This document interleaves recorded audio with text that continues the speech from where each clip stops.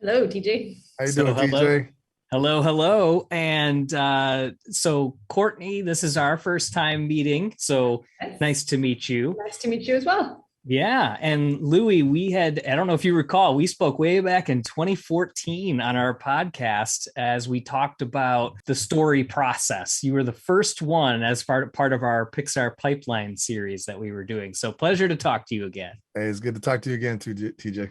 Yeah, yeah. So, and in fact, some of those things that you talked about in there, I was kind of in our discussion, I was looking for. So it was like a little mini film class. You were like talking about the 180 rule. You were talking about like Wes Anderson and going into all these different film elements and story elements. So that was kind of cool.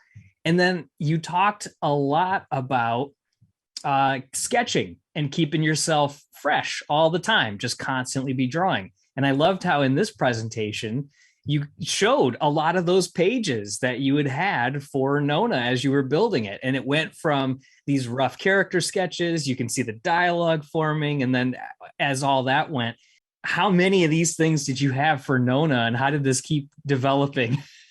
I had one sketchbook for Nona, and I had a sketchbook, and then I had another book that had it kind of was the best of all hits. And I felt like having this, if I lost this, I wouldn't be ashamed, right?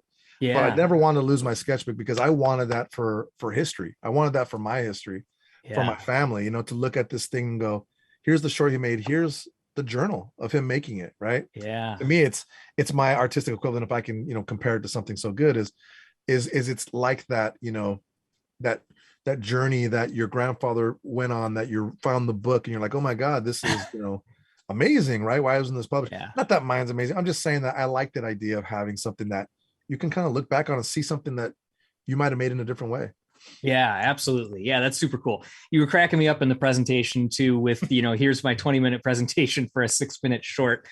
Um, Yours are always so engaging and I can see how you kind of go off in a lot of different directions and can get excited about a lot of things. So Courtney, from your perspective, as you're coming in as the producer, how are you reeling in Louis from all his ideas and all the directions he wants to go and keeping him focused and on point? Good Yeah. question, TJ. Good question. Well, we didn't actually know each other before this, so we kind of met for the first time over tea and coffee. He brought that sketchbook with some of the early sketches that he showed me. But I think it was something that, as we got to know each other, we kind of learned the best ways of how to kind of communicate with each other. I think from that very first meeting, he was like, you just give it to me straight. If there's something that's not going to work, give it to me straight. And I feel like we, after I got a little more comfortable, that we got there, and it was definitely like, he would be talking about something that is there's no way, it's not possible. I'm just like kind of like raising the hand or doing like a cha-ching or Yeah. some kind of just a way to kind of like let's not lose the spirit of this idea, but maybe we find a different way to do it that we can actually fit into our schedule and budget. But I feel like we had a good way of communicating and understanding each other. It was awesome. I would bring this beautiful balloon filled with all my love and creativity, and she would say, "Pop, no, we can't afford it, Louis." I'm like, oh, I gotta make another one. What happened, Yeah. Courtney? Why? So this is where the artistic brain of Louis comes in.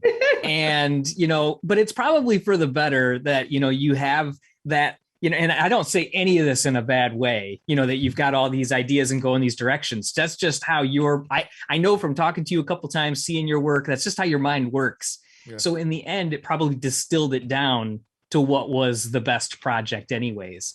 Yeah. The next thing that I kind of noticed on the first watch is I thought, these SparkShorts are always such a personal story, and then I'm looking at the characters and I'm like, why is one of the main characters outside of Nona, the grandmother, also a little girl? And I'm like, why isn't this a little boy telling his story? So I loved that in the presentation today, you kind of addressed that, this was, a little bit of a homage to your daughter as well. And the phase that, she was in, or you could remember her in. But then I started thinking a little bit further because, I have to think deeply about these things. And I realized you're the dog. So in my mind, Going to TJ. In my mind, I wanted to find a way to fit you in there to make it your story still. And I know that this is me putting it on there, but I feel like you're the bridge between, because that dog is probably like in between age-wise between the grandma and the daughter as well. So you, in my head, found a way to fit yourself in there and be that bridge between the two generations.